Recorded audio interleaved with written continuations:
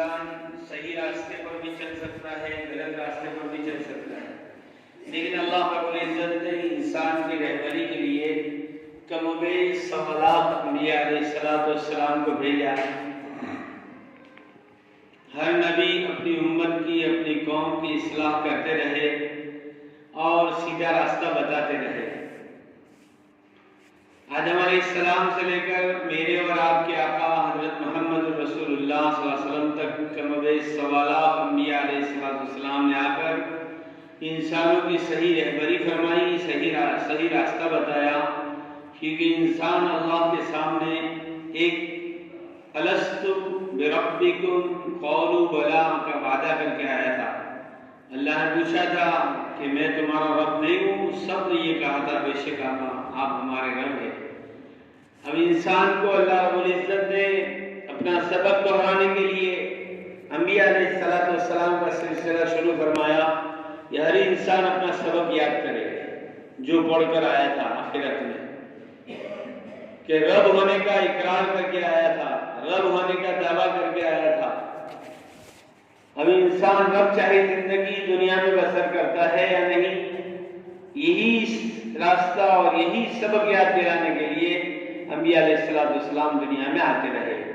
اخیر میں میرے اور آپ کے آقا حضرت محمد رسول اللہ صلی اللہ علیہ وسلم نے آ کر اپنی امت کو یہی سبق سکھایا کہ تم اللہ کے سامنے کیا وعدہ کر کے آئے تھے، اب دنیا میں زندگی کیسے بسر کر رہے ہیں۔ اور انسان کے پر اللہ تعالیٰ بھی بہت ہی مہربان ہے۔ اللہ تعالیٰ اپنے بندوں سے اتنی محبت کرتا ہے کہ ایک ماں اپنے بیٹے سے اتنی محبت نہیں کر سکتی، اتنا اللہ اپنے بندوں سے محبت کرتا ہے۔ اسی لیے تو اللہ تعالیٰ انسانوں کو صحیح راہ، اگر انسان صحیح راہ پر نہیں چلتا تو اللہ تعالیٰ حالات بھیجتے ہیں۔ حالات اس لیے آتے ہیں کہ انسان صحیح راستے پر آ جائے۔ یہ بھی اللہ کی طرف سے مہربانی اور فضل ہے۔ اگر انسان کو کسی قسم کے حالات پیش نہ آئے، کوئی بیماری نہ آئے، کوئی پریشانی نہ آئے، تو کبھی بھی اللہ کو یاد نہیں کرے گا۔ تھوڑا دکھ ہو، تھوڑی پریشانی اور بیماری یہ سب آتی ہے تو انسان اللہ کو یاد کرتا ہے۔ جو کچھ ہمیں مصیبت پہنچتی ہے وہ اللہ کی طرف سے پہنچتی ہے، اور جو بھی حالات آتے ہیں اللہ کی طرف سے آتے ہیں۔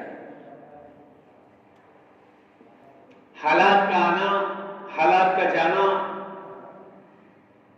ہر انسان کے ساتھ لگا ہوا ہے۔ دنیا کی زندگی میں ہمیشہ کے لیے کسی کو آرام نہیں اور ہمیشہ کسی کو تکلیف نہیں۔ اتار چڑھاؤ انسانوں کے اندر اللہ رب العزت نے رکھا ہے تاکہ صحیح راہ پر انسان چلے۔ کبھی کبھی اللہ تعالیٰ پرکھنے کے لیے، امتحان کے لیے بھی حالات بھیجتا ہے انسانوں کو۔ صحیح راہ پر چلتا ہے، اللہ کے احکام کو پورا کرتا ہے، تب بھی اللہ کی طرف سے امتحان کے لیے، آزمائش کے لیے حالات آتے ہیں۔ کبھی غلط راستے پر چلتا ہے تو صحیح راستے پر لانے کے لیے اللہ تعالیٰ حالات بھیجتے ہیں، لیکن حالات ضرور آئیں گے دنیا میں، کیونکہ اللہ کا دستور ہے وَلَقَدْ فَتَنَّا الَّذِينَ مِن قَبْلِهِمْ فَلَيَعْلَمَنَّ اللَّهُ الَّذِينَ صَدَقُوا وَلَيَعْلَمَنَّ الْكَاذِبِينَ۔ جیسے تم سے پہلی امتوں کو ہم نے آزمایا، تمہیں بھی آزمائیں گے، تم میں سے کون سچا ہے کون جھوٹا ہے۔ بغیر پرکھے، بغیر امتحان لیے اللہ تعالیٰ دیکھنا چاہتا ہے کہ میرا بندہ کتنا پکا ہے۔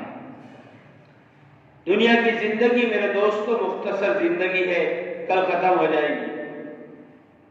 اتنی بڑی زندگی آخرت کی، اس کی تیاری کے لیے اللہ نے مختصر زندگی دی، اور دنیا میں بھیجنے کا مقصد بھی اللہ نے بیان کر دیا، جو میں نے شروع میں آیت پڑھی وَمَا خَلَقْتُ الْجِنَّ وَالْإِنسَ إِلَّا لِيَعْبُدُونَ۔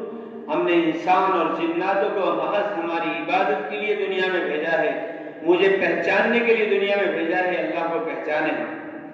اللہ کا ڈر اور اللہ کی پہچان ہماری زندگیوں میں نہیں آئی آج، اس لیے اللہ ہم بے دھڑک اور کھلے عام گناہ بھی کرتے تھے۔ ایک تھوڑا سا ڈر، ایک پولیس والے کا جتنا ڈر ہوتا ہے، اتنا ڈر بھی ہمارے دل میں اللہ کا آ جائے تو ہم گناہوں سے بچ جائیں گے۔ पुलिस की डर कितनी लगती है, कोई गुनाह हो जाता है तो भागते फिरते हैं, कोई वारंट छूट जाए कि भाई ये तुमको पकड़ने आने वाला है तो घर छोड़ देगा, कोई कहीं झगड़ा हो जाए धरपकड़ होती है तो घर छोड़ देते हैं, भाई हमें खोटा पकड़ा जाएंगे। अल्लाह रब्बुल इज्जत ने जगह जगह कुरान में क्या किया, ये गुनाह पर ये पकड़, ये गुनाह पर ये पकड़। मेरे दोस्तों, फिर भी हमारी जिंदगी में अल्लाह का डर, अल्लाह का तक़वा, गुनाह से बचना, ये सब क्यों नहीं है? ईमान कमजोर है हमारा, ईमान पर मेहनत की जरूरत है, अंदर की माया कमजोर है, सिर्फ जबानों पर है ला इलाहा इल्लल्लाह मुहम्मदुर रसूलुल्लाह, उसको एक बालिश के अंदर उतारना है, दिल में उतर जाएगा, हमारा चलना फिरना सब बदल जाएगा।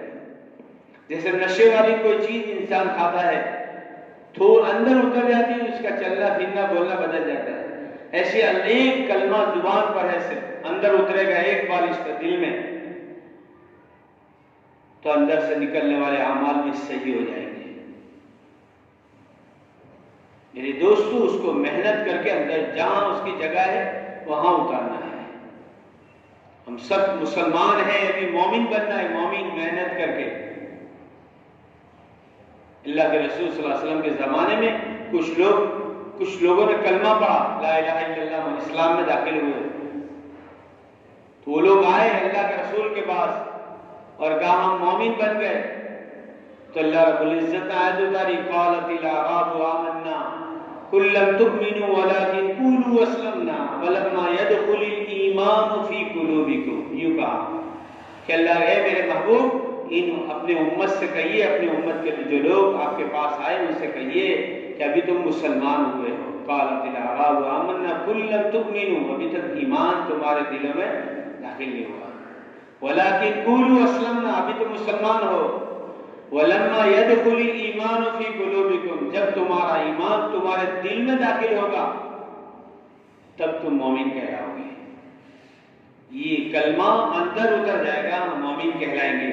मोमिन से फिर गुनाह नहीं होता। मोमिन तो कैसा होता है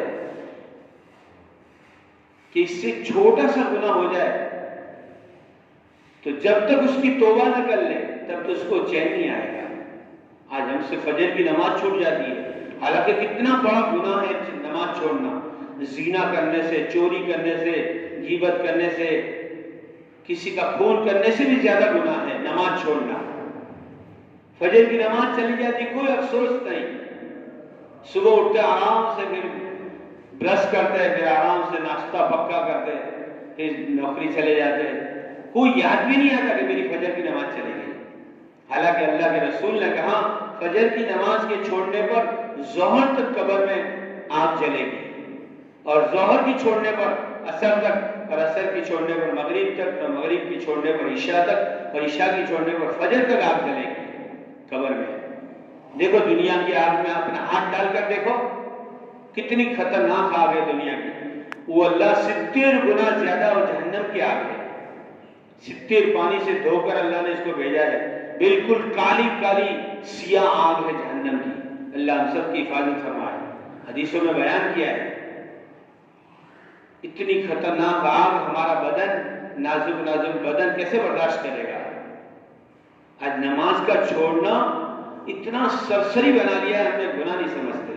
हालांकि रात को हदीस आई थी कि अल्लाह के रसूल सल्लल्लाहु अलैहि वसल्लम से हदीस कुदसी है, अल्लाह रब्बुल इज्जत फरमाता है कि ए मेरे महबूब, अगर आपकी उम्मत 5 वक्त की नमाज पाबंदी के साथ पढ़ेगी, वक्त की पाबंदी के साथ पढ़ेगी, उसको मैं अपनी जिम्मेदारी से जन्नत में दाखिल करूंगा। ये कायनात के रब ने वादा किया है, कायनात का रब।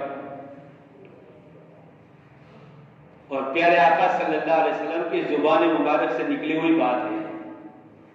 फिर भी आज उम्मत में कितने लोग फजर में आज सो जाते हैं, कितने घरों में आराम से सोएले पर औरतें मर्द फजर की नमाज ऊपर होकर चली जाती है। हालांकि फजर की नमाज पढ़ने वाले के लिए ईमानदारी की निशानी बताई कि उसके हाथ में ईमान का झंडा होता है। न पढ़ने वाले के लिए कोई गारंटी नहीं है इसका ईमान है या नहीं, कोई अफसोस भी नहीं है।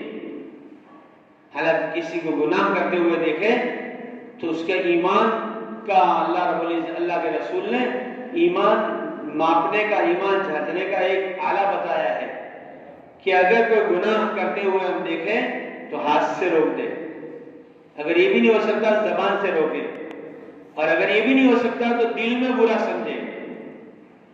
अगर दिल में भी बुरा नहीं समझते, समझ लो इसके अंदर कुछ नहीं, खाली खोखा है। और हमारे खुद की नमाज चली जाती है फिर भी हमें दुख नहीं होता, तो हमारे ईमान की क्या हालत होगी। दूसरों की तो दरकिनार, हमारी खुद की देखो कि हमारी नमाजें चली जाती है, हमें अफसोस तक नहीं होता। इसलिए मेरे दोस्तों, जिंदगी कल खत्म हो जाएगी, इसलिए नमाज का एहतमाम जरूरी है। कुरान करीम की तिलावत है, जिक्रुल्लाह का एहतमाम है, सुबह शाम दुरूद शरीफ का एहतमाम है, ये सारी हमारी जिंदगी में होनी चाहिए। क्योंकि प्यारे आका सल्लल्लाहु अलैहि वसल्लम के इतने एहसानात हैं हमारे पर, अगर एक कोने में बैठ कर पूरी जिंदगी दुरूद शरीफ पढ़ता रहे फिर भी हम एक एहसान का बदला नहीं दे सकते। इसलिए जिंदगी में कम से कम हमारी जिंदगी में 5 वक्त की नमाज का एहतमाम करें। अल्लाह ताला हमें उस पर अमल करने की तौफीक अता फरमाए। वमा अलैना इल्लल बलाग।